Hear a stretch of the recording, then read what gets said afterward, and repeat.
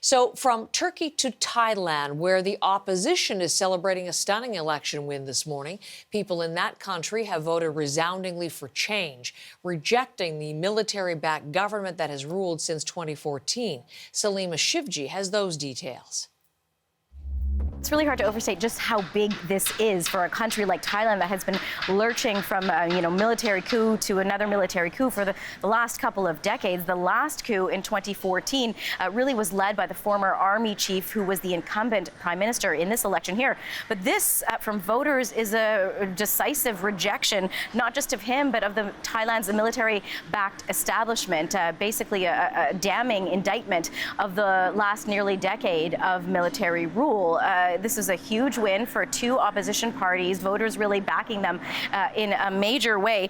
And what's interesting is that it came in a Thai election that had the highest voter turnout ever recorded. And what is interesting as well is that the more progressive and newer party, Move Forward, really surged forward and captured the imaginations of a lot of people, a lot of voters out there with a very bold message, not only a promise to curb the power of Thailand's military, but also Thailand's monarchy, even really daring to talk about some things that no party has previously dared to talk about in that country, the law that imposes severe punishments if you insult the monarchy. That party, Move Forward, really promising to change that. And that message resonating with voters, especially young Thais who really were anxious for change. You could feel that on the ground when I was there talking to people just a few days ago.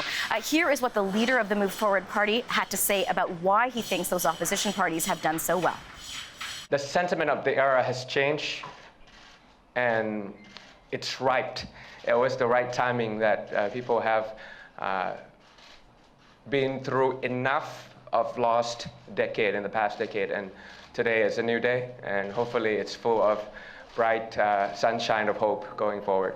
I am ready to be the Prime Minister for all, whether you agree with me or you disagree with me.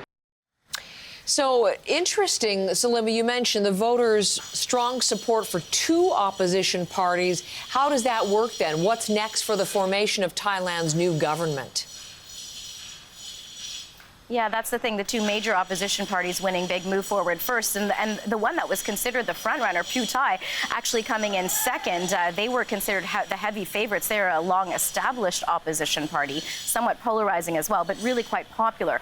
But things are not straightforward in terms of the path forward for the opposition parties. Pita Limjaroenrat is saying that he's working together to form a coalition, not just with Pheu Thai, the other main opposition party, with several others as well. So 5 in total to form a coalition in order to form government. But why it's not straightforward is that there are plenty of people in the pro-military establishment that do disagree with him, and they do have the balance of power. The system in Thailand is skewed in favor of the pro-military candidates, of pro-military rule. The junta, after the last coup, actually changed Thailand's constitution to make it so that the military-appointed Senate has a say in who becomes prime minister next, an outsized influence in terms of who is the next leader of Thailand. 250 senators get to be part of that vote. So that makes it a difficult path forward for the opposition parties. It is a steep hill to climb.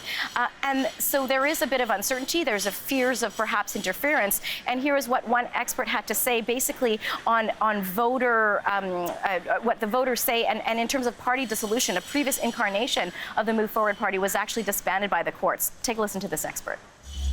Move Forward came along to capture the imagination and address the grievances of young people, because they have no future. Thailand has no future, so their future is dim. And if you see a repeat dissolution of this party, you can bet that they will rise up and you'll see them in the streets. So lots of uncertainty as this vote unfolds. The vote for Prime Minister could take weeks, even months, but the Move Forward leader is saying that any attempt to meddle with the outcome, there would be a hefty price to pay if that does happen, with a lot of anger from voters. Salima Shivji in Mumbai.